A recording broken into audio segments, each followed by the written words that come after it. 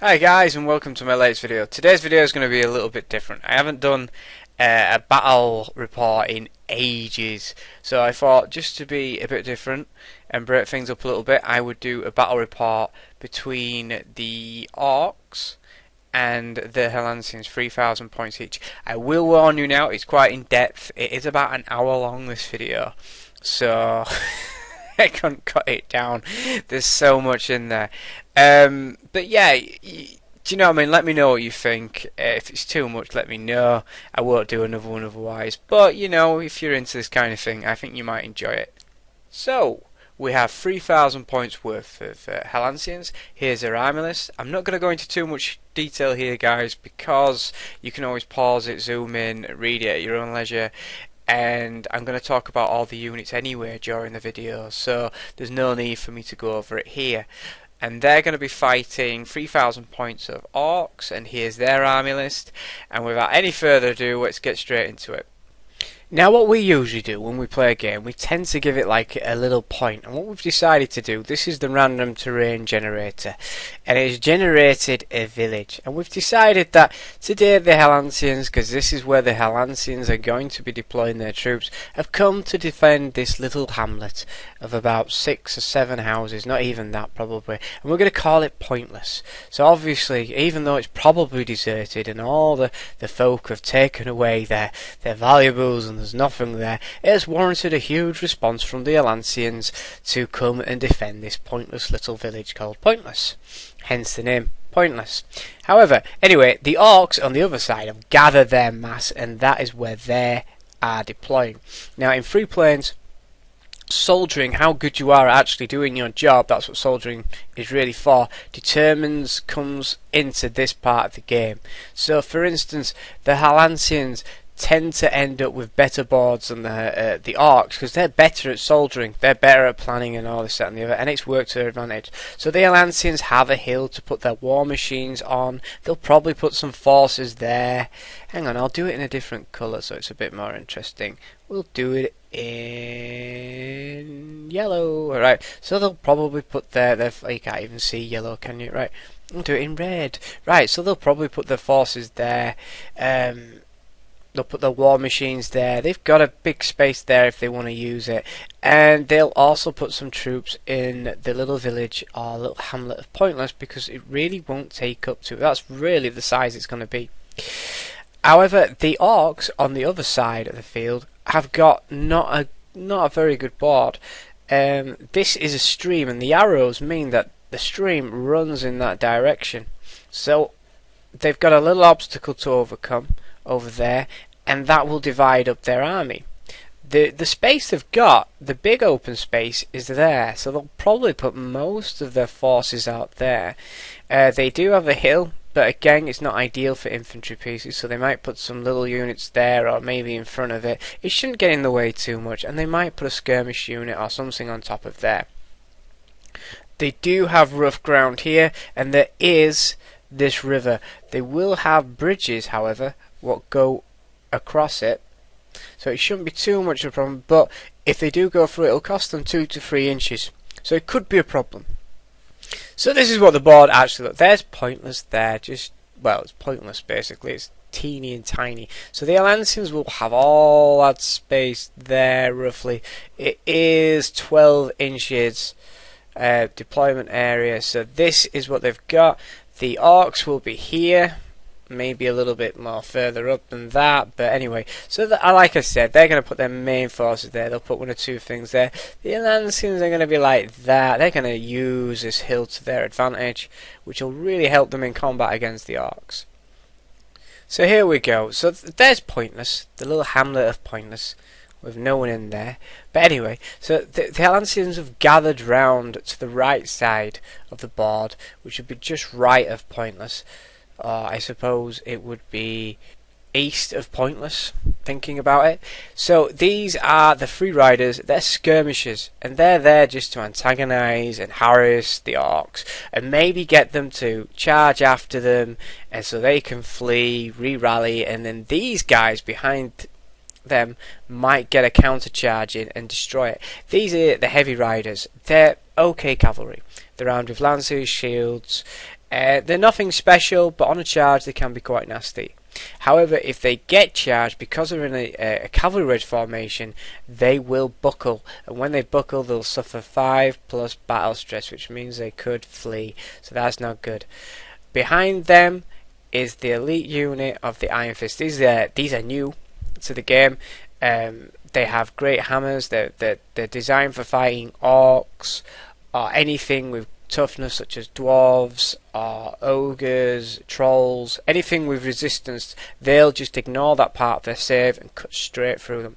They're not very good at fighting fast, agile targets like elves or fairies or ghosts or anything like that. They're not so good at. So they're really good, and they're one of my favourite infantry units in the game, and I'm hoping that today they will do really well. However, there is only 20 of them in the actual unit, which is a bit of a problem, because in a game of 3,000 points there should be 25 to these kind of units.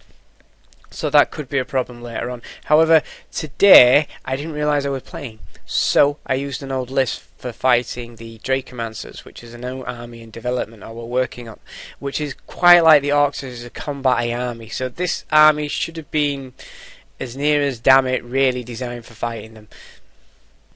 So here we have the centre of my army. That's my general, the Grand General.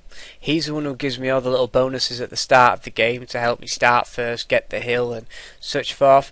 Behind him is a level 2 wizard who will help me get rerolls to make these war machines not useless, because bolt throwers never hit anything unless they've got a few rerolls and modifiers from magic to help them hit.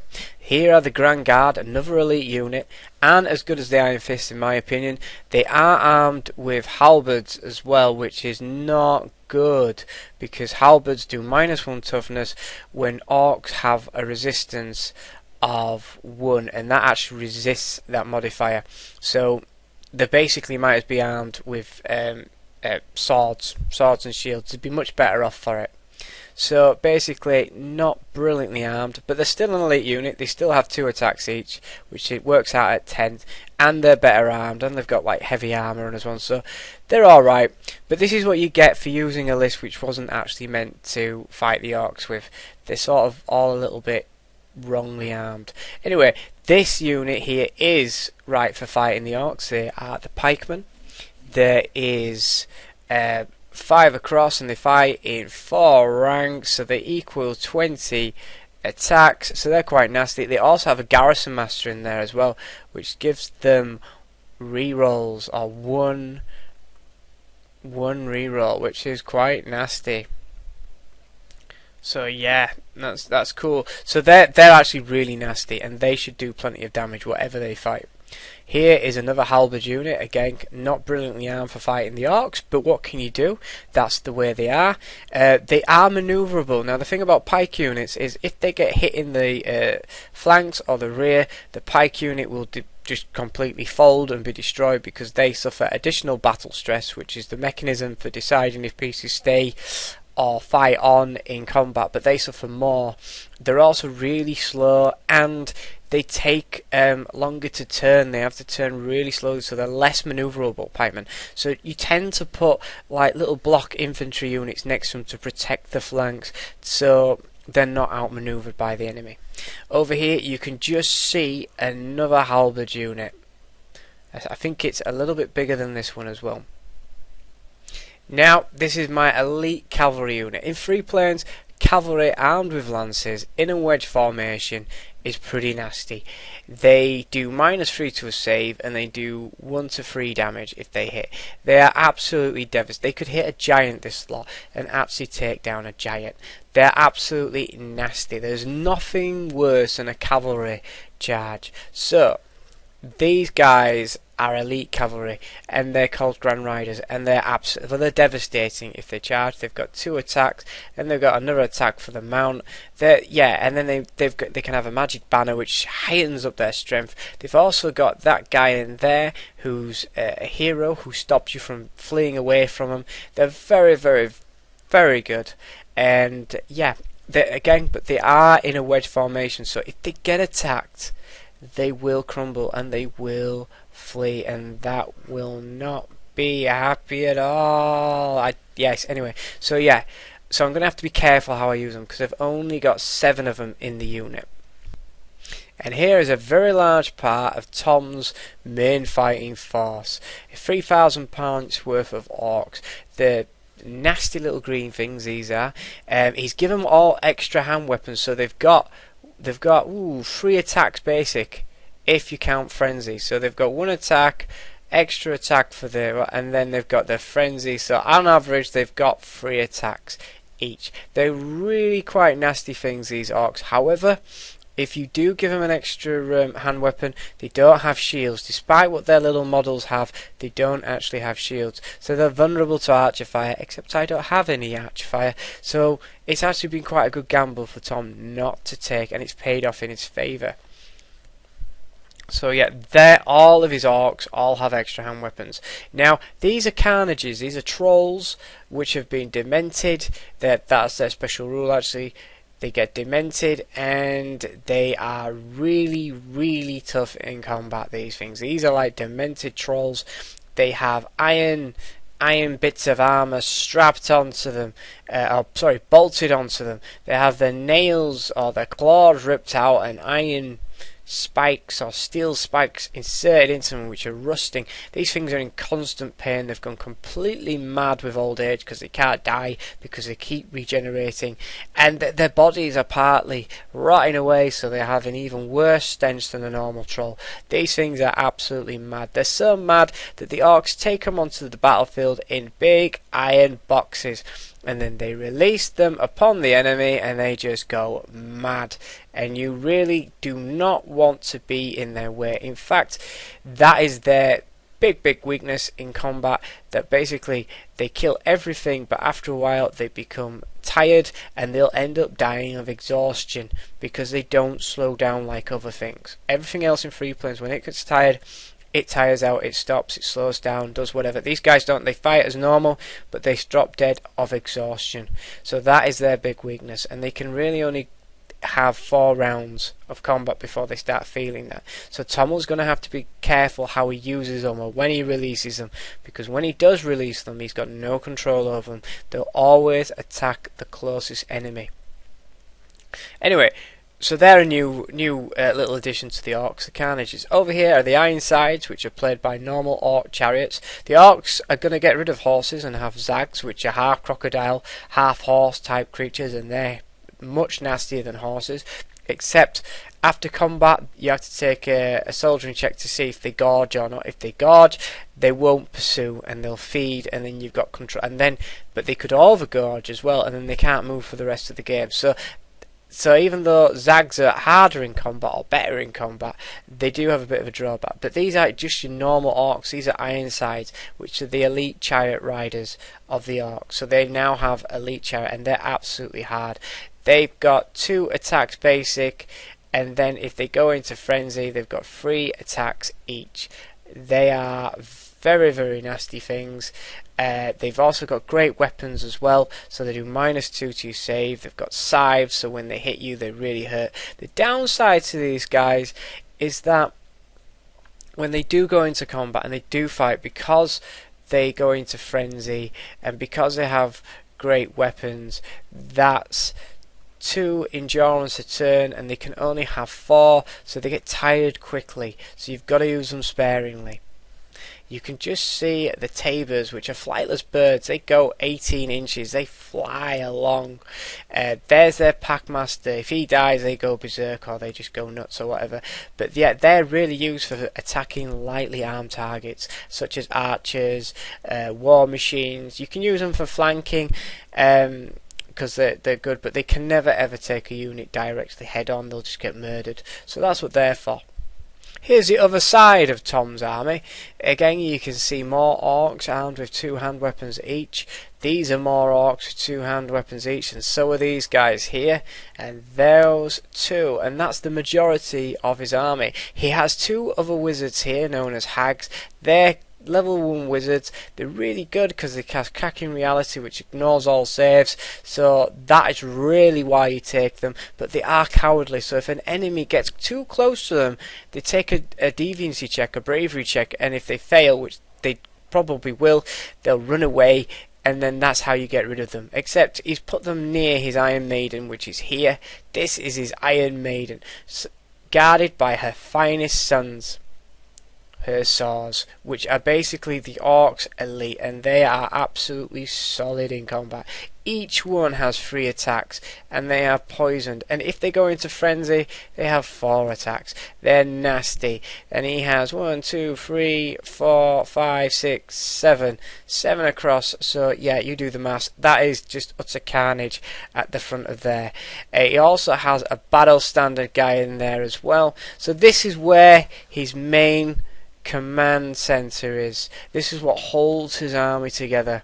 And the Iron Maiden, coincidentally, also births all the grunts, or the orcs, in her army. So she's not just a general; she's also their mother. So she's very, very important to them. This can be an advantage, and it can also be a great disadvantage as well.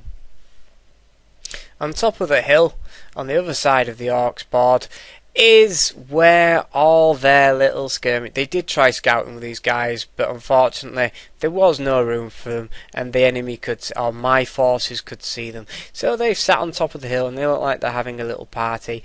Skirmishers or Orc slingers are not brilliant. They're not good in combat. They'll run away and they'll fold in combat very quickly, and they don't generally cause that much damage. However, they do have a level 2 poison, which is pretty nasty, and yeah, that can eat away at high value targets. It's no good against infantry or weak infantry because you're not bothered about them, but against cavalry and things like that, it can be quite nasty, and that's exactly where he's put them, adjacent to my Grand Riders. So I can expect these guys to pelt them with their poison bullets and actually eat away at my decent cavalry.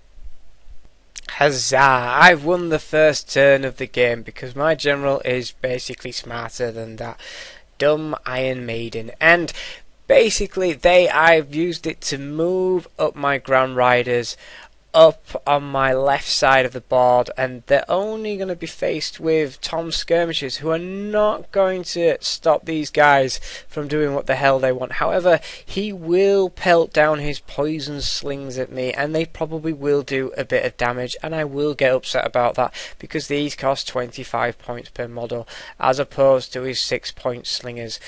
So this unit here is probably worth about 550 points as opposed to his 60 points worth of slingers.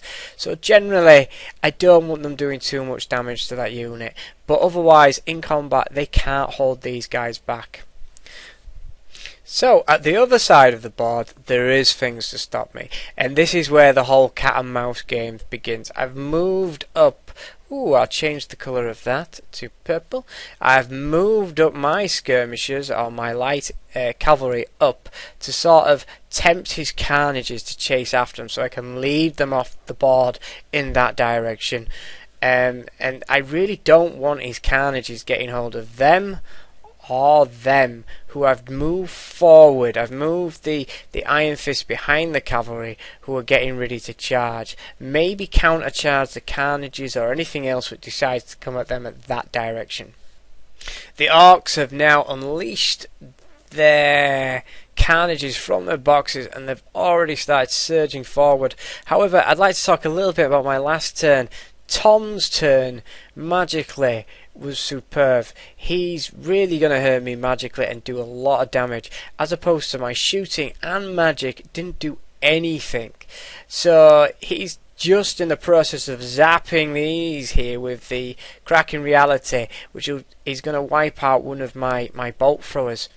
I've mentioned the carnages. He's also going to move up most of his forces when he gets round to it up here, and he's going to move these guys here, and you can just see the tabers. They've already shot over there like bolts of lightning.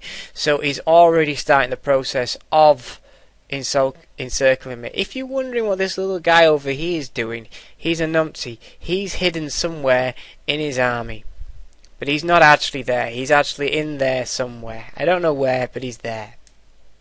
As you can see, Tom has moved his entire army up and forward towards me. He's not wasting any time. He's moved his elite chariots up. He's already skirted his tabors round, ready to skirt round me. There's not much I can do about that. I think Tom is dominating this side of the board, especially with the carnages, but they have, because they always have to charge, and because they're literally charging at these guys, they've taken 1 endurance counter. That's not going to cause any damage at the moment, but when they get 4 and any after that, they take D3 wounds each. So that'd be D3 damage on that unit.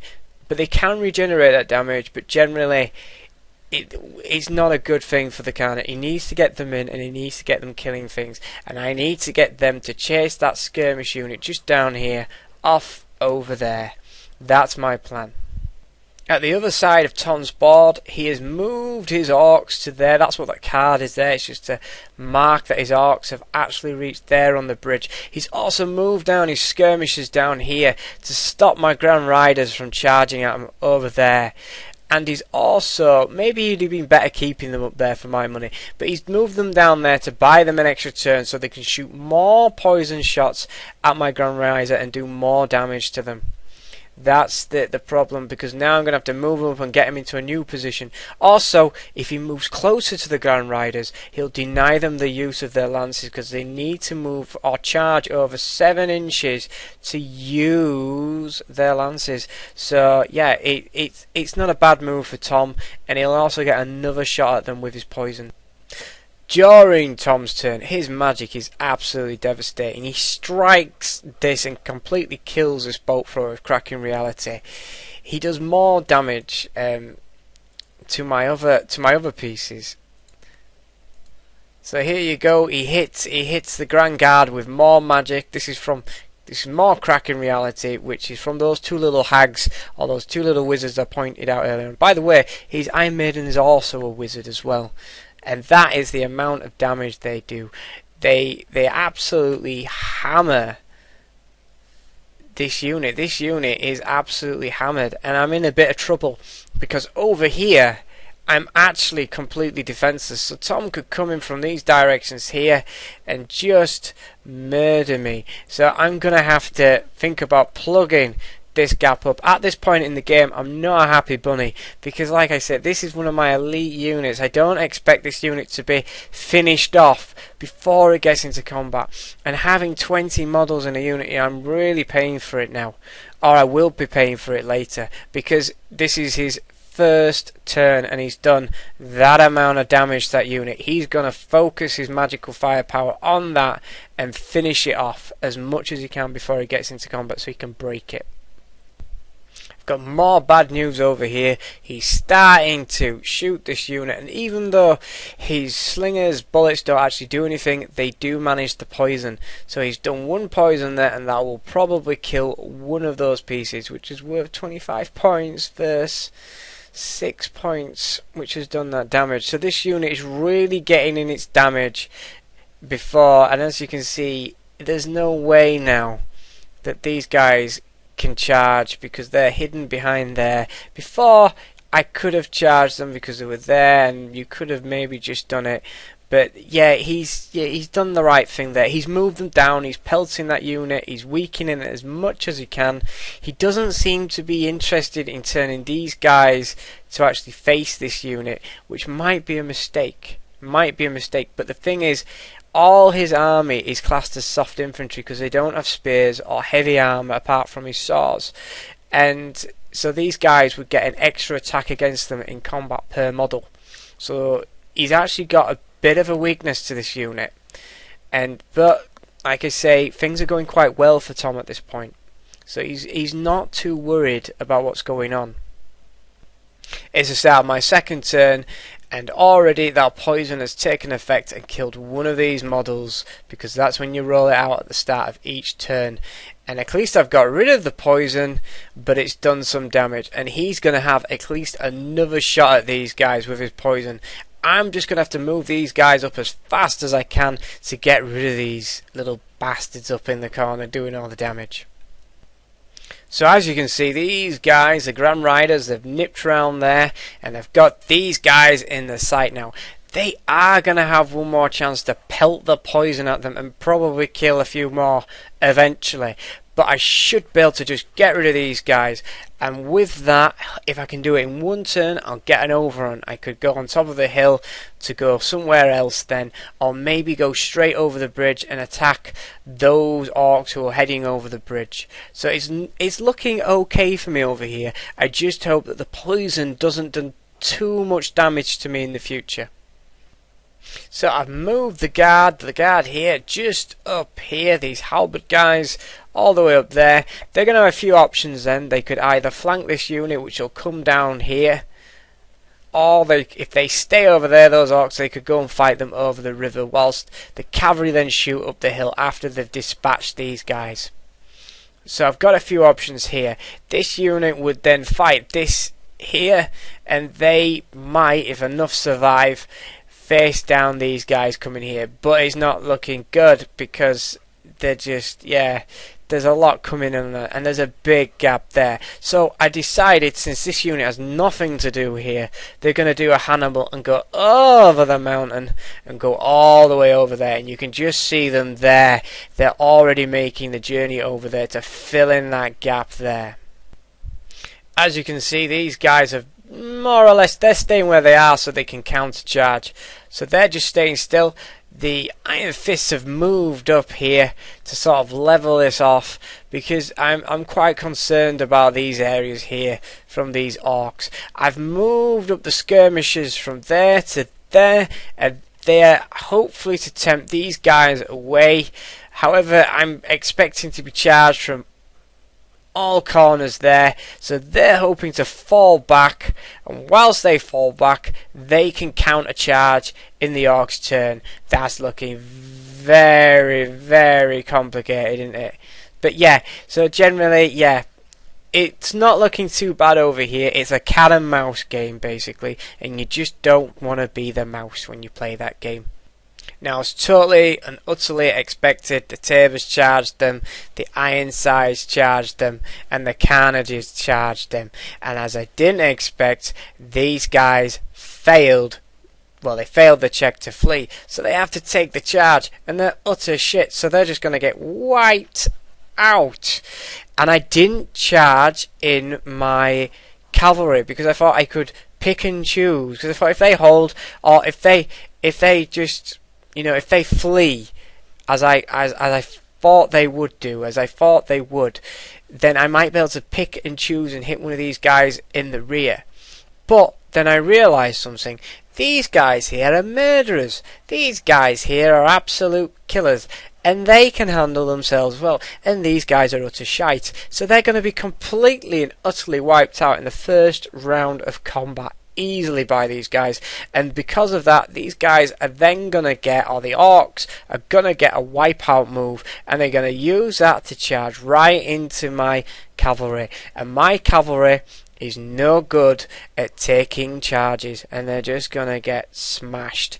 What I should have done is charged them in on the counter move anyway. They would have lost the combat, but they would have hit the Carnages and they would have done quite a bit of damage, or they might have hit the chariots and they would have done damage to them, and at least then they would have done a bit of damage. They would have lost, they would have fleed away, and I might have been able to get them back on a re-rally later on.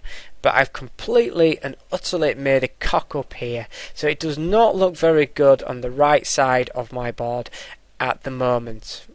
So at the other side of the board, the orcs have pelted me with more poison, and they've done 3.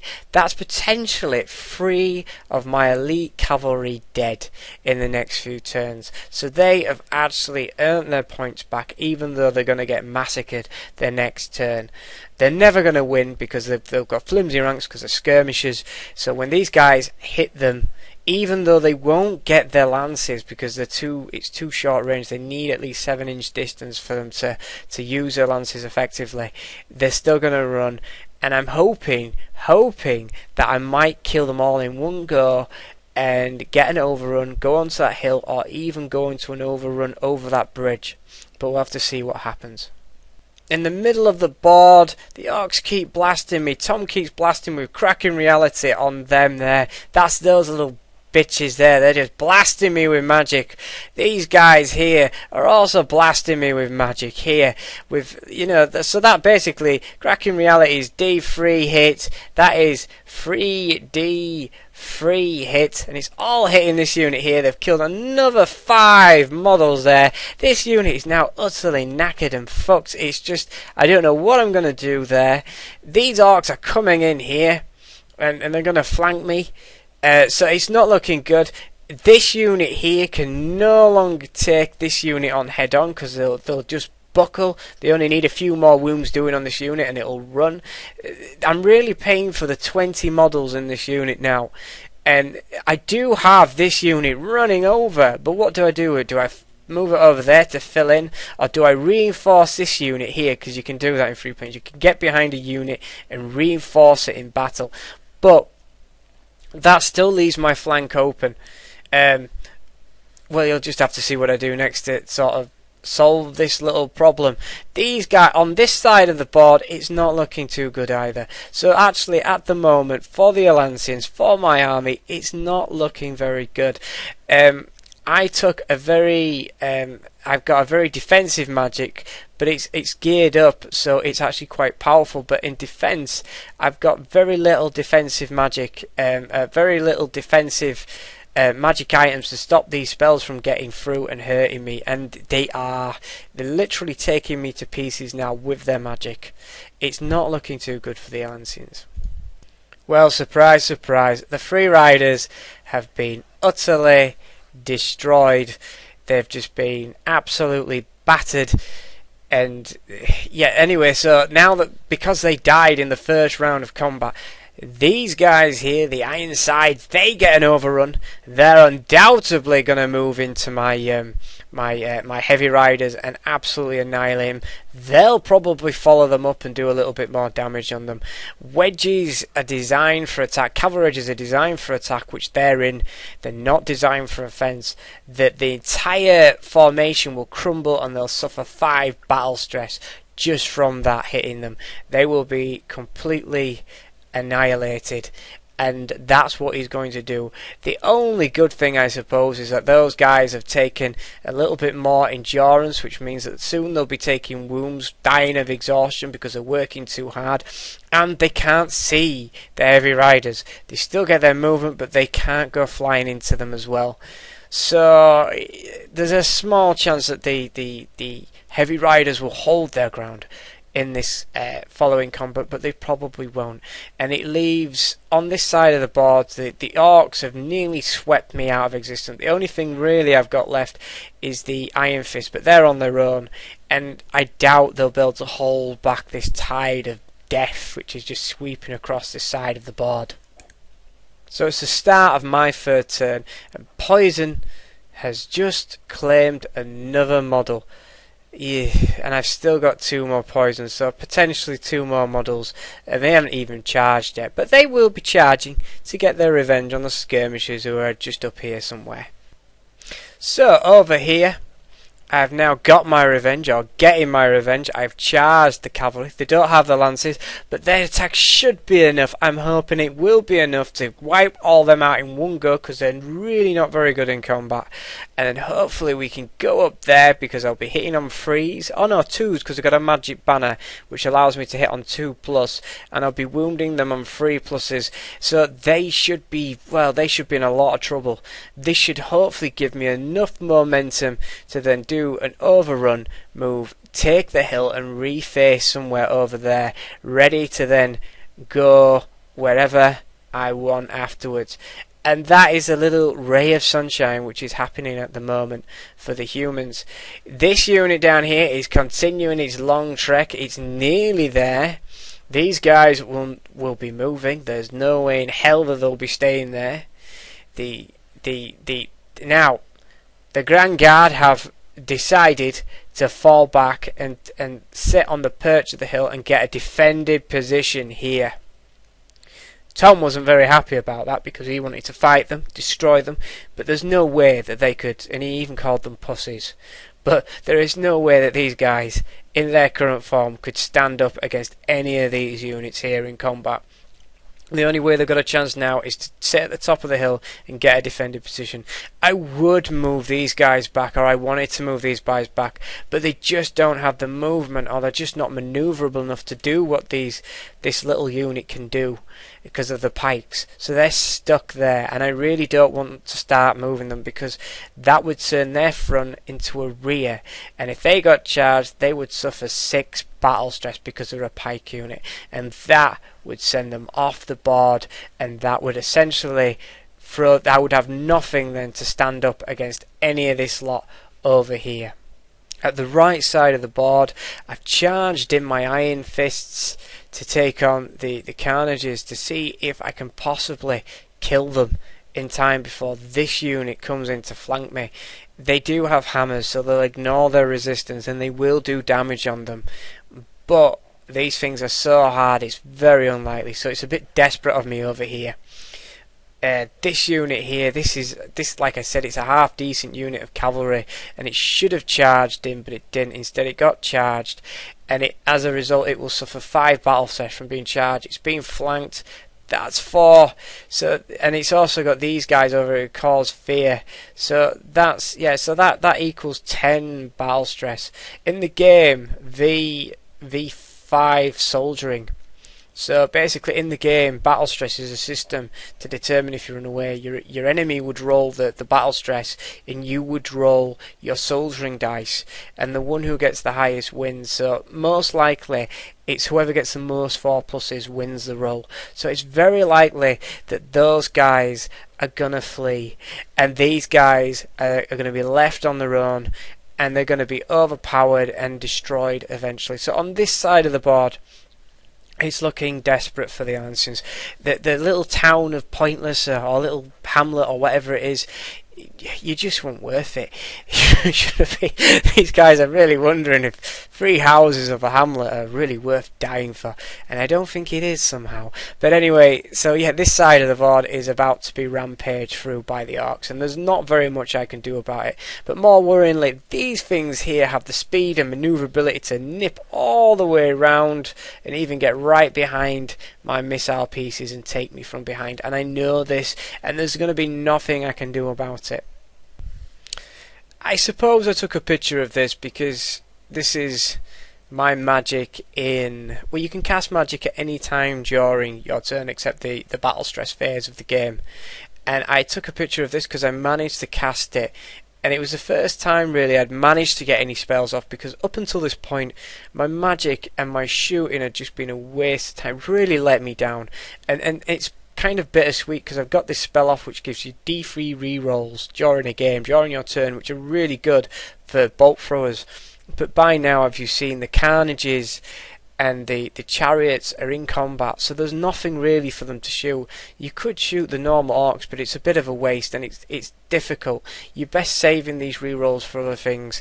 But yeah, I've managed to pull off these rerolls, but it's too little too late for that side of the board now for it to make any impact. At this point in the game was a bit low for me because everything was sort of dying or not working, and it certainly didn't look good at the right side of my board. It looks a lot better on the left side of the board with my Grand Riders, but generally things did not look good for the Herlanceians at this point. Thankfully, over here, they did exactly what I wanted them to do. The Grand Riders did indeed finish these Orcs off in one turn, so now they have their overrun, and they can either do many different things like go up that hill or run off over there. It's good. It actually puts me behind the Orc army and actually will start affect, and this could save me because my army is in tatters. The centre is all over the place. My right flank has all but gone. It's up to these guys now to save my bacon, but I can't afford to throw them away on just tackling any unit. They're gonna have to hit the Iron Maiden unit for them to make any difference. Anything else is going to be a waste of their charge because they're only going to have 1 or 2 charges left in them now, so they can't afford to be just charging anything. So the Grand Riders, they wiped out that small skirmish unit there. They used their overrun to get on top of this hill, to give them a few options, to see what Tom was going to do about it.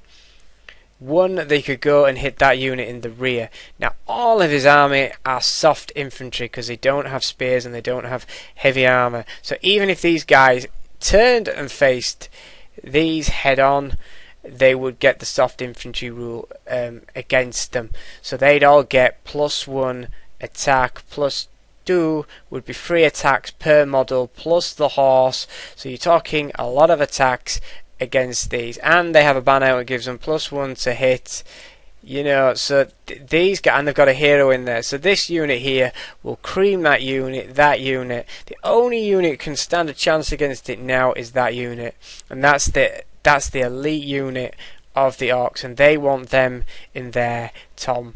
But he's not too bothered. This unit is still following up behind. This unit is still facing that way. At least now I've got a fighting chance. But like I say, if this unit goes and gets stuck in this unit here, Tom's Orc army will win the game if they get bogged down, because this unit here has to attack that unit. Has to. Otherwise, nothing will break the Orcs, because they're just too strong over there. They're just too strong in the middle, and the Herlanceians are in bits over here, so they have to hit that unit. We return to the Iron Fist combat against the Carnages. They've done a little bit of damage, but it's nowhere near enough. There's still 3 Carnages there. The Carnages haven't done what I thought they would do either. So this combat is sort of stuck, except it's not, because these Orcs are going to run in there with their 2-hand weapon, 3 attacks each. That'd be about 15 attacks on this unit. That's going to really hurt these guys. The Carnages were unlucky this turn. They should have done more than that. So they're going to do more damage. This unit is going to get a real kicking, and that's a shame, because the Iron Fists are not a throwaway unit, and they are a good unit, and yet they're up against it. They're just not going to hold. They're going to flee and they're going to run, or they could even be wiped out. Who knows? You can just see that cavalry unit still fighting for its life there, but that's going to go as well.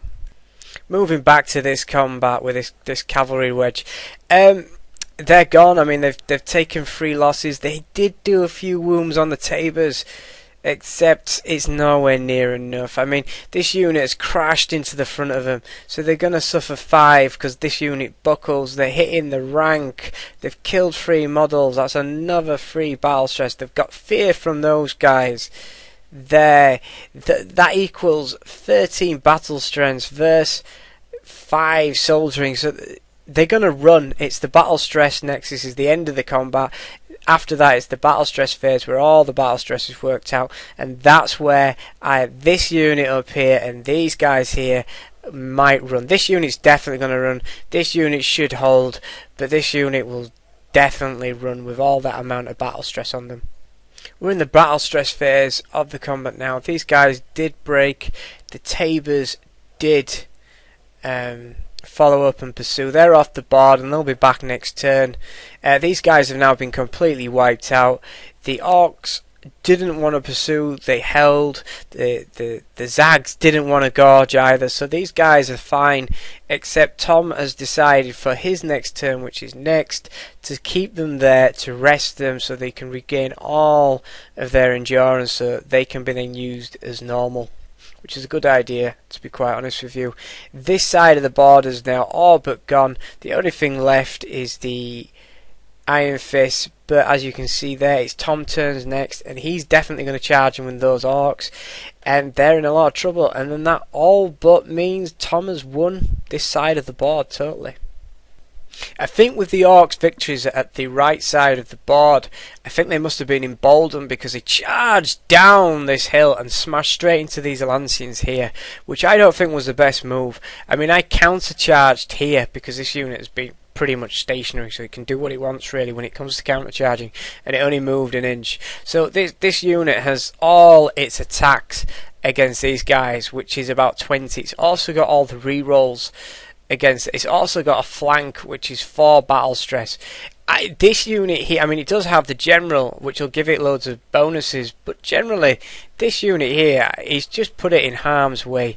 I would have pushed it back and left them there to guard the bridge, which might have stopped the cavalry from coming across. It wouldn't be guaranteed. There'd still be a soft, but they'd get a defended position, which would really help this unit hold that bridge and stop them from countering or flanking the Iron Maiden. But it's not a good move. Perhaps he wants to put it in there and pin these two units down whilst the Iron Maiden comes in and flanks that unit, which if he did, this unit would surely break, run away, and that would be a game winning tactic. But it's relying on this unit holding, and it's under that much battle stress. I don't think it will. If it kills too many, it'll suffer another two for being overlapped there. It's not a good move, and it's his first mistake I think the Orcs have made all game, because they've played a really good game as Tom. During the Orcs charges at the other side of the board, they've now charged in the 200 Orcs as predicted. Well, as we could see, they were clearly moving in to do. They've smashed into the side of those guys here. The Iron Fist. This will be the death nail. They should inflict quite a bit of damage. The Carnages will inflict loads of damage. So it's going to be whatever they kill plus a flank, which is 4, plus fear. It equals fucked basically for these guys. They're going to run, and that's going to be the end of those guys, and that's a real shame because they're good troops, and that means the Orcs are going to completely dominate the Herlanceians' right flank. They're going to have nothing over there to stop them from taking that little town of pointlessness. But yeah, all those deaths for that little town. Just going back to this side of the board, at the start of the turn as well, of the Orcs' turn, they also did a bit of damage with the poison. At least that's all the poison off that unit, but look how it's left that unit now. That unit only has 5 Grand Riders left in it, plus the hero. It's still an effective unit, but it has been harmed, and that's all from that little cheap, nasty skirmisher unit of poisoned Orcs. It's little bastards. Look at the damage they've done to that unit. Thankfully though, for the Herlanceians, they're still an effective unit, and they'll be looking to charge at something soon when it's their turn. The big combat in this phase, in the Orcs' turn should I say, is over here. The Iron Fists have been absolutely battered beyond belief. They've lost more than half the unit. They've lost 10 there, which equals 5 battle stress. They've got flimsy ranks, which is another 5. They've got fear, which is another 5. They've got a flank, which is another 4. That equals altogether 5, 10, 16 battle stress altogether. They do have winning confidence versus 3, and they do have usually 5 soldiering equals 8. So no, they're just gonna go. They did do a little bit of damage on the Carnages. You can see just there a little bit of damage, and you can see the Carnages now are nearly exhausted. So they're gonna start taking some real damage soon. That's the silver lining here. But no, generally they're gonna run. They're gonna run off the board. These guys haven't done anything that turn, so they're fully rested now, and they'll be not.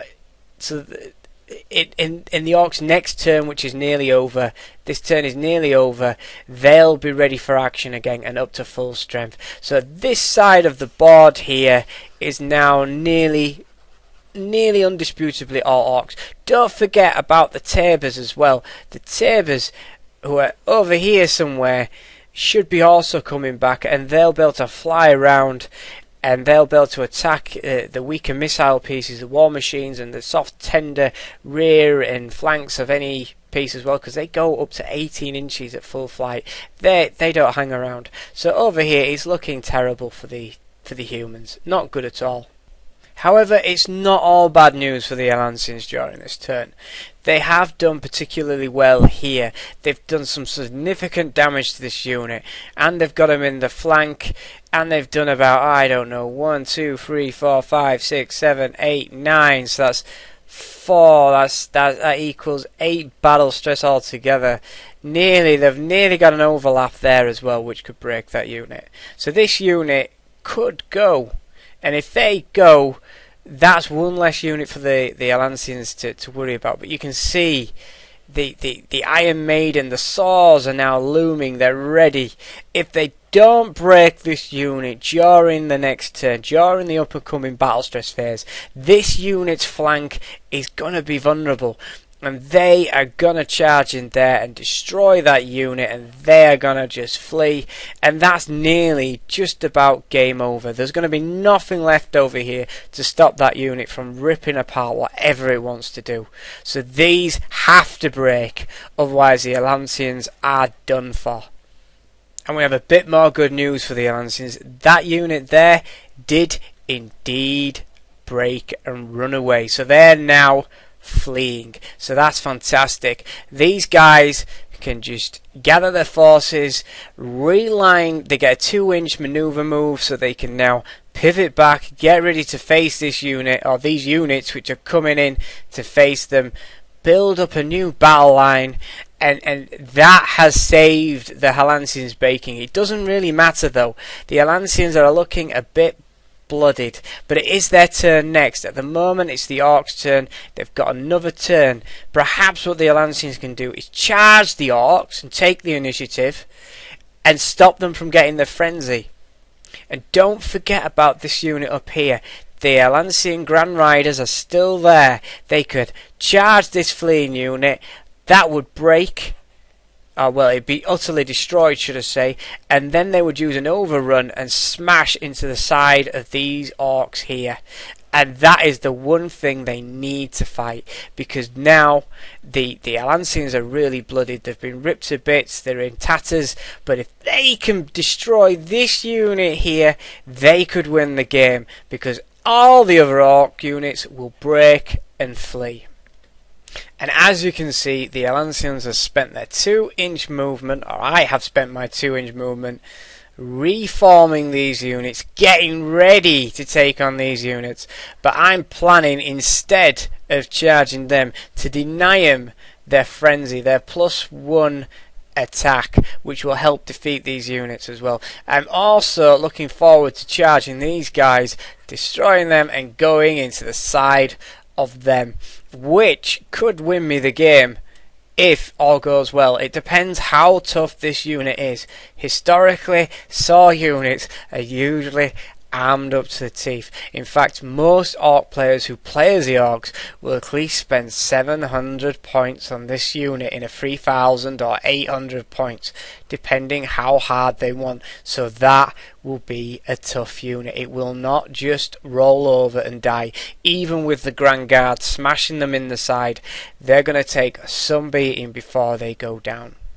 Well, if you remember the Iron Fists, which were roughly round about here somewhere, they have now been utterly destroyed. They didn't even get a chance to run away. Every single one of them fought to the last, and they all died in combat, leaving the Carnages to get a 2-inch follow-up move, so they'll probably end up going this way and you know, and leaving these guys also free. So you can see these guys have refaced to face that way. These guys are now fully recharged. They'll be no doubt going that way during their movement phase, or they could even go that way, but the Tabors are down there. So, you know, over this side is now completely Orc dominated. Well done, Tom. You've completely destroyed me on this flank. There is nothing to stop the Orcs over here anymore. At the start of my 4th turn, I declare my charges. I go down and I smash that unit there which was fleeing, and then I'm going to go bang and do an overrun into those guys. I'm also going to declare them charging, and I declare another unit charging into that. This is really the Herlanceians' last ditch effort to defeat the Orcs. If they cannot defeat this unit here, we've lost. The Herlanceians have lost, and pointlessness will be ravaged by Orcs, which no one really will lose a lot of sleep over. But anyway, that's what will happen if this unit will not break. So as you can see, whoa, smash! They've hit those guys. My halberds have smashed into these guys. They're not really brilliant, but they're there to fill in that gap. The pikes have marched forward. They were just within range, so they can all use the pikes to fight with, which is great, because then they'll get the full 20 attacks, and they'll also get the re-roll thing because of that guy there. You can't see them, but there's the Grand Guard there. I should have charged them in, but I didn't.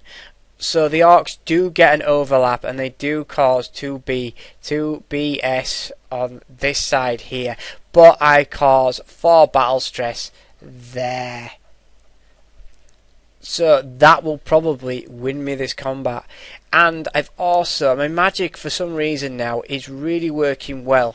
I've cast the magic crown, which gives me +1 leadership on one unit, this unit here, and a winning confidence, 3+ soldiering to all of these units. So none of these units are going to break, so they're safe. I really do need to break this unit, because both of these sides are really going to fuck each other up. They're going to kill each other.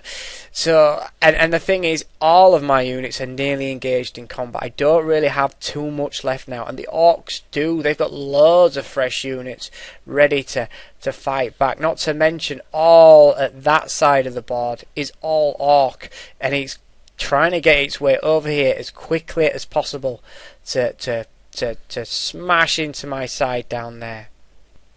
So finally, in the movement phase, in the 4th turn of the movement phase, the halberds have completed their epic journey round the hill, and now they've got this entire defended position here against these hordes of greenskin, which are just running in, the carnages as well.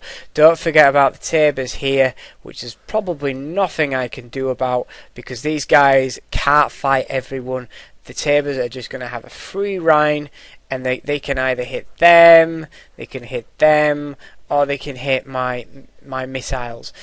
These guys are shit, and they're useless. They haven't done anything. If they die, I don't care. They're only 35 points each. They're not a crucial part of my battle plan. However, if the tabers do hit these guys here, I'm in a bit more trouble. So I really need to break this unit if I can. It might break me. It's usually people spend 700 points on these units because they're so expensive and they're so hard. And they usually give it magic banners, or I give it +1 to the save and also, or an extra attack, or -1 to hit. So there's all sorts of things that unit could have. However, they do only have 20 swords in that unit. So really, in a game of 3,000 points, they should have 25. So that unit could be in a bit of bother. So I need to direct most of my pikes, that side of the pikes, onto that unit, and really concentrate on cutting those swords down if I can. If you have a look here, I do sort of regret not charging them down and plugging that gap into these guys here, but it's not the end of the world. It won't cost me the game.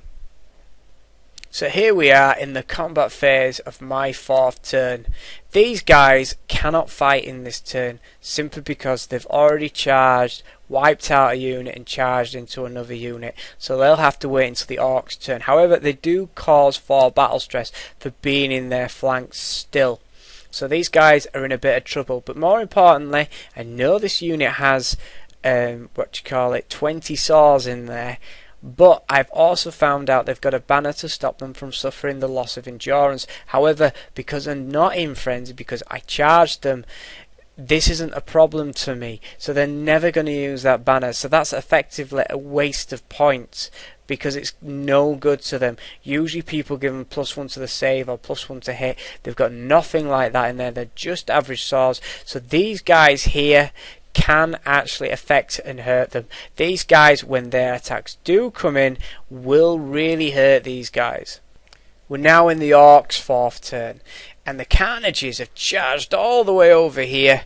They haven't quite reached because of the foot of this hill, and one has dropped dead of exhaustion. So these guys, 3 is like the magic number to make these absolutely deadly. 6 isn't so bad, and they're dying, so we can expect to see another one die pretty soon, so that's good news. However, these guys are coming in. These guys are also coming in. They might go over there though, because there's not going to be a lot of room for him. And don't forget the tabers are manoeuvring in to get round those, so it still looks very bad over here, very bad indeed. And Tom still has all his magic, which is constantly blasting me and causing trouble. And now we go to the Orcs combat phase.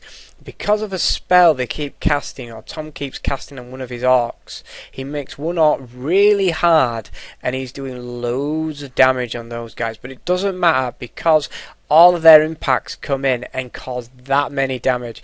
And with him only having 20 swords in that unit, it's really come back to haunt him, because now enough of them has been cut down for this unit to have flimsy ranks. So they've got 5 for flimsy ranks, they've got a flank, so that is 9 battle stress. And I think that that unit, after all said and done, has 8 soldiering, so it's 9 versus 8. So this unit stands a good chance of breaking in this turn during this turn.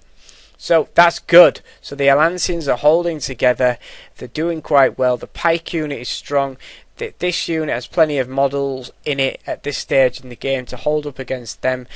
Tom cannot get these pieces in. All he can do is reinforce. He could probably look at reinforcing that unit with them, but risk breaking this unit. If he reinforces the Iron Maiden now and they panic, that whole unit is dead and he's lost the game. In fact, actually, I really need to break this unit, because everything I've got is slowly getting worn down, and Tom has most of his army fully intact. It's only the swords really which are worn down, but all his other units are fully intact. So if I don't break this unit, I'm in real trouble. Here you can see the actual Grand Guard have charged in, plugging that gap. It's quite brave, because they've only got one full rank left. So if they suffer the death of 3 models, they could have flimsy ranks and really affect this combat. But it's a gamble, because this unit is nearly dead, and it is my 5th turn. So yeah, things are slowly turning around for the humans, but the Orcs held the last turn and they're still there. So I really need to start putting the pressure onto this unit and breaking them down. One thing I do in this turn is target this guy, because he gives that unit 2+ fear, which also gives them 2+ supremacy, which is another 2+ soldiering dice, which I didn't know about. So he will be targeted and killed. Luckily he's really soft and just about anyone can kill him, so he shouldn't be a problem to get rid of.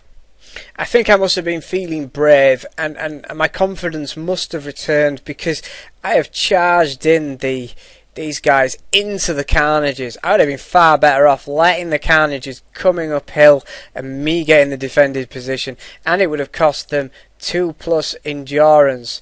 So I shouldn't have really done that. But however, it's at this stage of the game, it doesn't matter.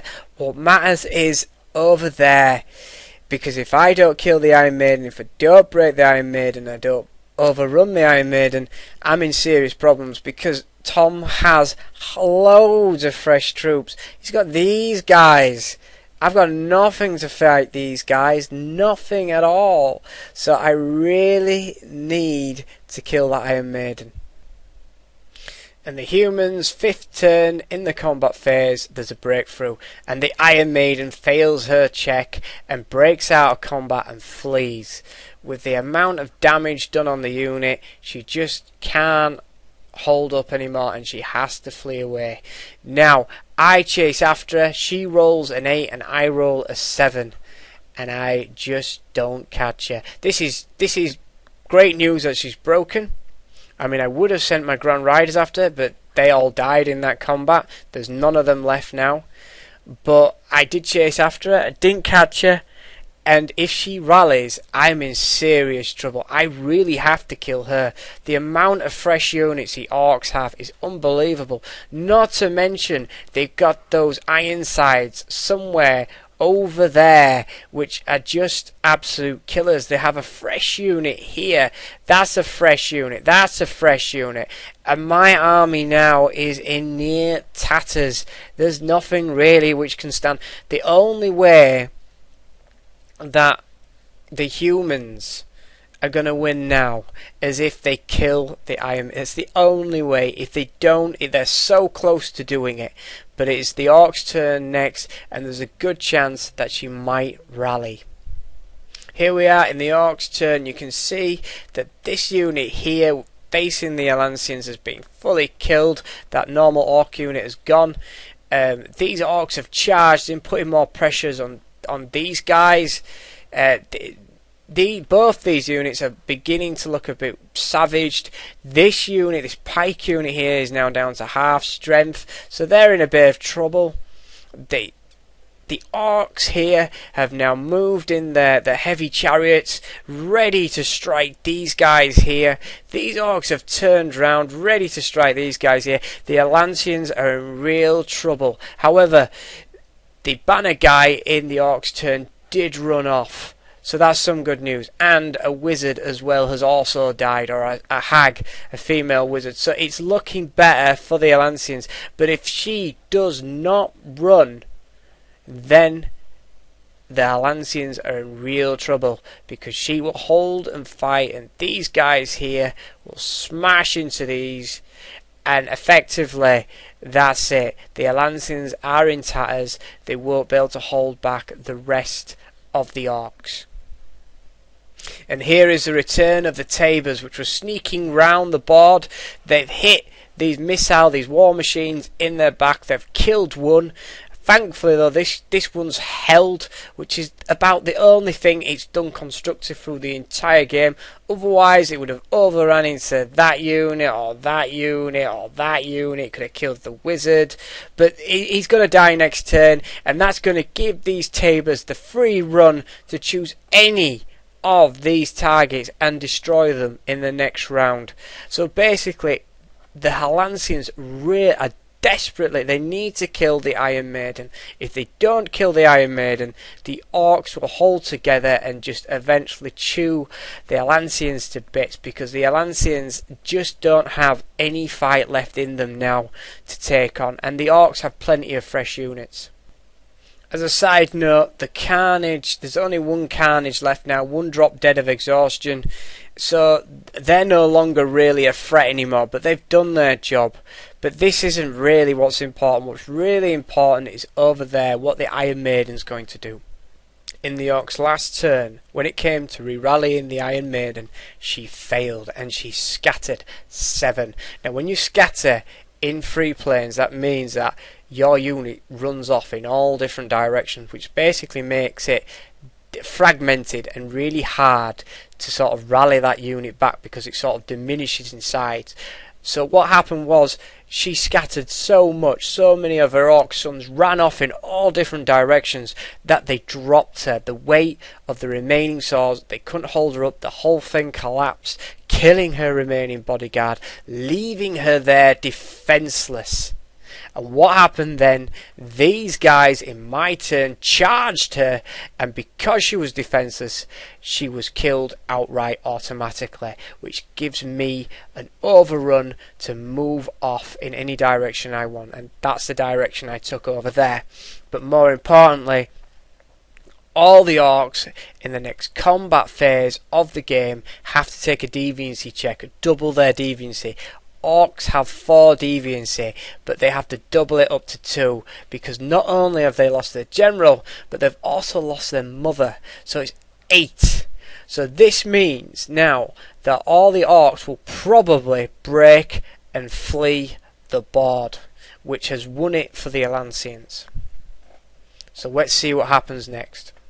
After the death of the Iron Maiden, this unit fled, this unit fled.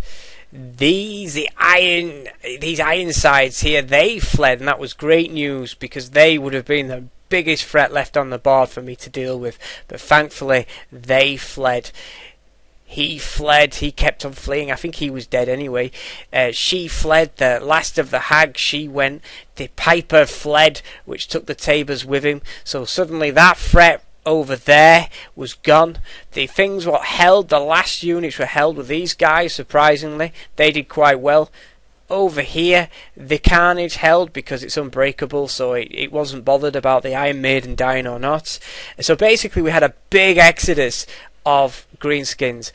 And at this point, Tom conceded the game and said, well, you've won.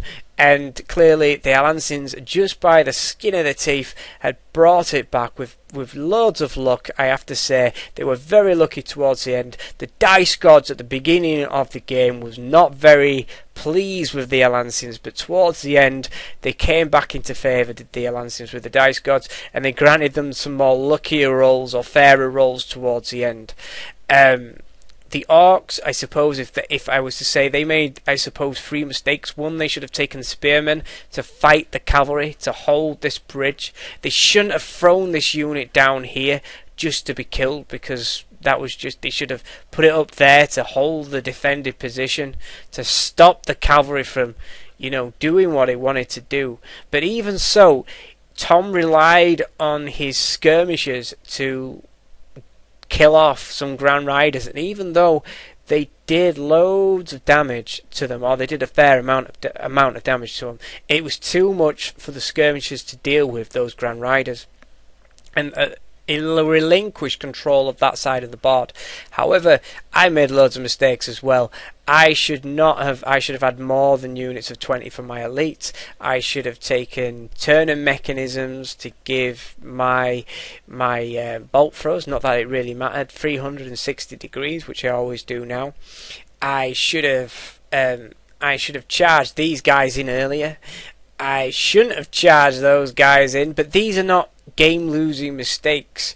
Also, I made a complete hash of this side of the board. I gave that away completely to the Orcs, and I was so lucky that this unit just got in the nick of time to destroy that unit there, send it running, even though they all died. Yeah, I was just, lucky, I suppose, in the end, and Tom played a really good game, in the end, and it was an enjoyable game, Anyway, thank you for watching. I hope you really enjoyed this game test. I know it was a bit long, but it just is. There's so much what happens in a game test. I couldn't cram it down to any shorter, and I hope you enjoyed it. Take care until next time. Bye.